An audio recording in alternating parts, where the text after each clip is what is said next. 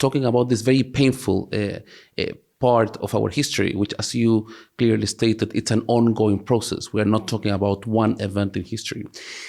The first people that referred to Nakba, to what was happening to Palestinians, were actually Israeli soldiers that were threatening Palestinians in villages in the central parts of Palestine, the central coastal areas of Palestine, at Tire village and others. And they were threatening people that if they don't move out of their villages, a Nakba may happen, a catastrophe may happen to them. Now, this term was later on uttered by several authors in the Arab world, including a Palestinian author very important for this, who's called Arif al-Arif, who later on became the deputy mayor of Ramallah.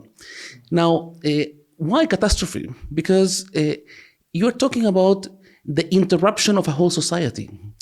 You're not talking about this land without a people for a people without a land, which, by the way, it's a slogan that was uttered by a Christian Zionist. Before it was by a Zionist, yes. It was not uttered by a Jewish Zionist. It was a Christian Zionist who said that Palestine was a land without a people for a people without a land. But Palestine was a society that was thriving. And very often when we talk about the Nakba, people focus too much on the village and the olive tree and this rural aspect of Palestine, which was extremely important. Over 70% of Palestinians were villagers. But they focus very little on the urban development we also have here. So if you compare, for example, Palestine in 1885 with many countries in the region, in Latin America, in Africa, we had a train, we had a major port, the Jaffa port. At the end of the 19th century. In 1882, we had a train. Connecting Jerusalem with Jaffa and later on with Haifa. And then this same train started to connect Palestine also with Lebanon and with Syria and Iraq and Jordan and Egypt.